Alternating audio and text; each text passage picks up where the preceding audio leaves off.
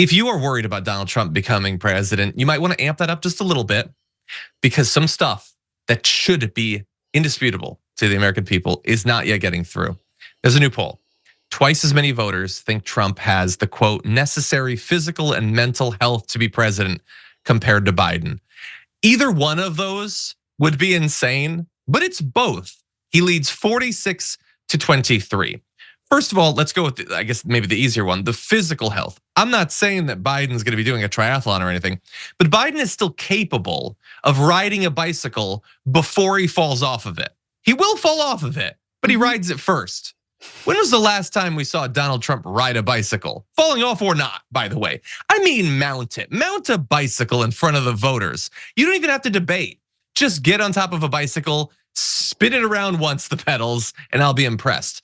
But then mentally, I understand that it has been more of a campaign talking point that Joe Biden's mind is the consistency of rice pudding. I get that.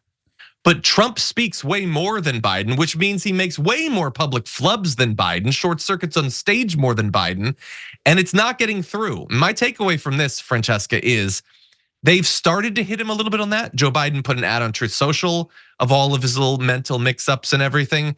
They've got to hit him harder on that. They have to at least equalize this thing.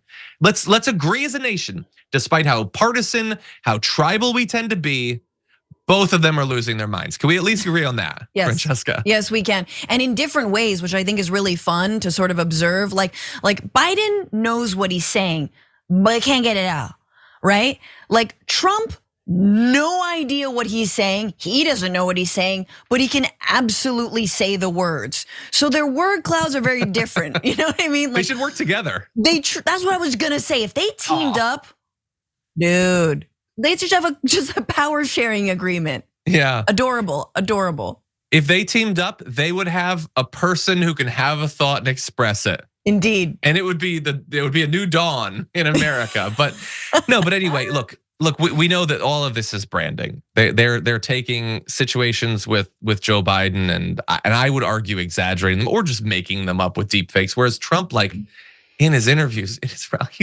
we still don't know what that, we're an institution in a death penalty. Nobody's figured that one out yet.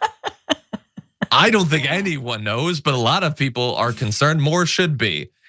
So anyway, look, there's other issues too, by the way. Head over to NBC News for this new poll because it is fascinating. It talks about some of the areas where Donald Trump is, in danger potentially. People who are concerned about immigrants being treated humanely, obviously way prefer Biden.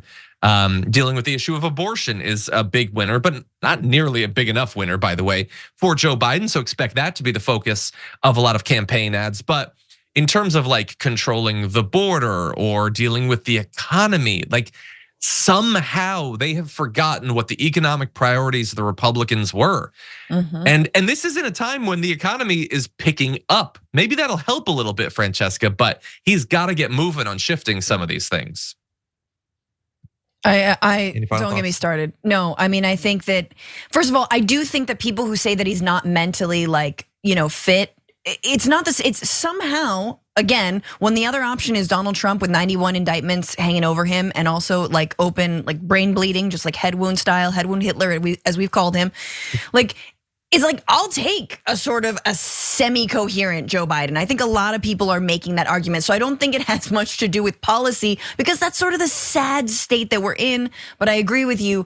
Biden needs to course correct immediately and put something out there that isn't just look at the other guy, look at the other guy, look at the other guy.